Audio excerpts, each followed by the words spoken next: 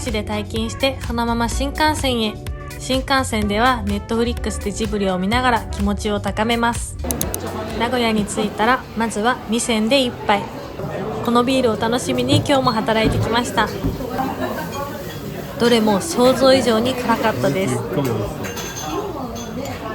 すごいニンニクの香り。これはニンニクがすごかったです。こっちかな。火曜の夜とは思えないワクワク感で2軒目も来ちゃいました。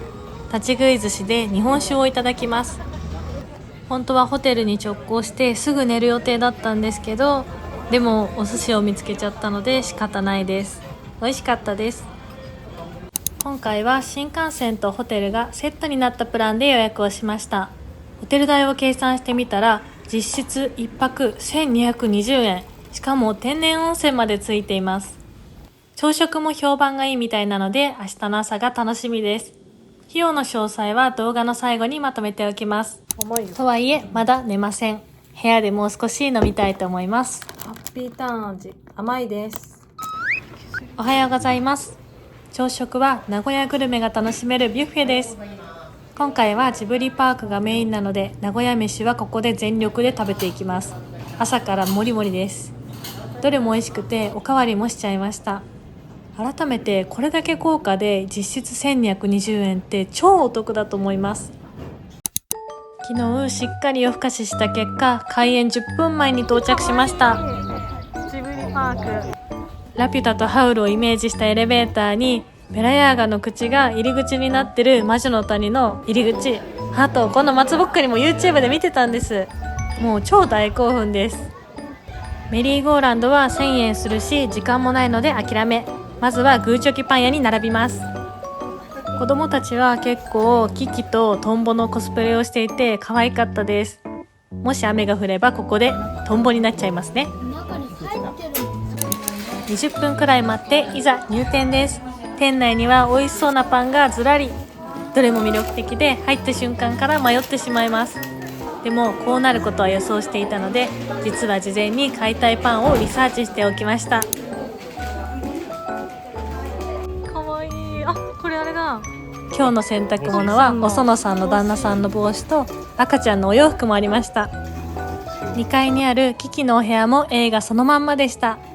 帰ってから知ったんですが、キキのトイレもあったらしいです。見逃しました。続いてはとっても楽しみにしていたハウルの城。中は情報量がすごすぎてなかなか前には進めません。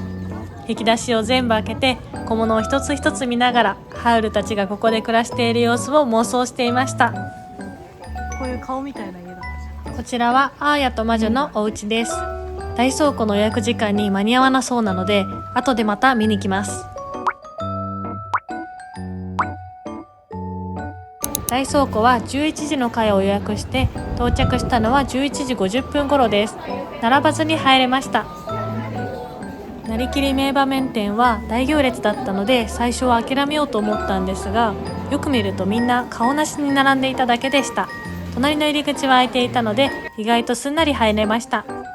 SNS でよく見かけるようなポニョとか獅子神様はまあまあ並んでいましたが、それ以外は意外と空いていました。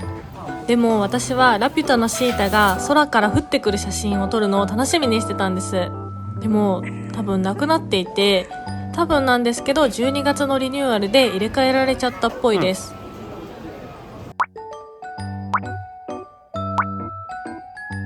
フリフリして。続いてはシネマオリオンへ来ました。ミニジブリを上映していて、この日はコロの大散歩でした。入ったのがギリギリだったのでまさかの最前列になって首が少し痛くなっちゃいました。でもこの劇場は後ろから入って前から出る仕組みになっていたので、たまたま時間の余裕のない私たちは結果ラッキーでした。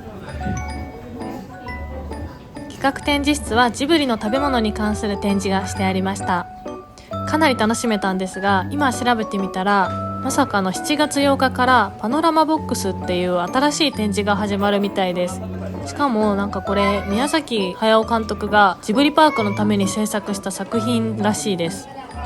もういろいろ見逃してるし、また来る理由がどんどん増えてきます。これ何こ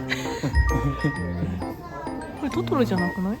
今の適当な予想だとこれメイちゃんが描いたトトロとかそういう感じですかね。私これ欲しい。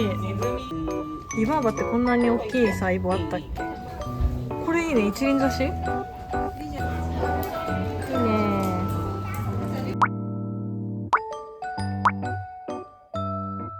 続いてはアリエッティエリアです。お家の扉がかまぼこでできてましたアリエッティのお部屋も可愛かったです。小人目線で作られているので見ているだけでワクワクしちゃいます。実は来る1週間くらい前からいろんなジブリ作品を見返していました。記憶が新しい分、あ、このシーンだって気づくことも多くて、より楽しめたと思います。なので動画の最後にジブリパークへ行く前に見ておいてよかった作品をまとめておきたいと思います。クローバー。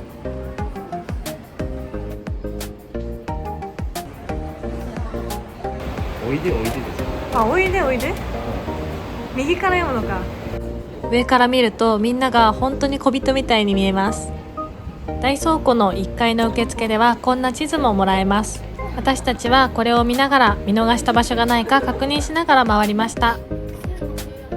1000の契約書は見つけられなかったです。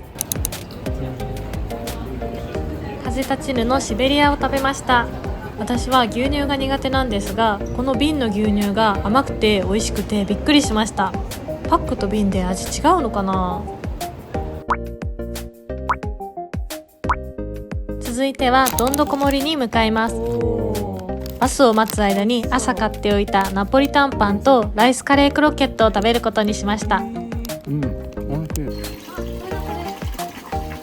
メイちゃんがトトロを見つけた時の穴あきバケツがありました。さつきとメイの家では草壁の印鑑を見つけて興奮しちゃいました。お家の中はね、本当に人が住んでるみたいでした。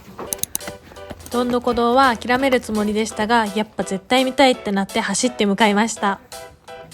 トトロです。これ写真撮るのを待ってたら裏面にも同じ顔がありました。帰りのケーブルカーは並んでいたので諦めてセルフで下山です。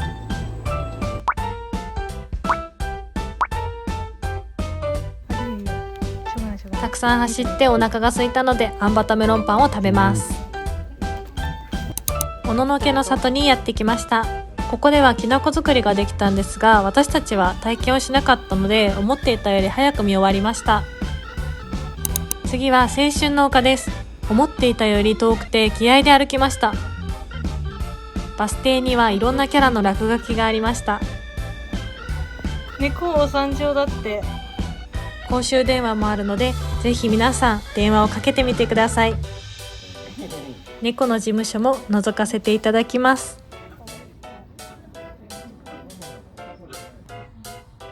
お隣の地球屋もいろんな仕掛けがあって楽しかったです。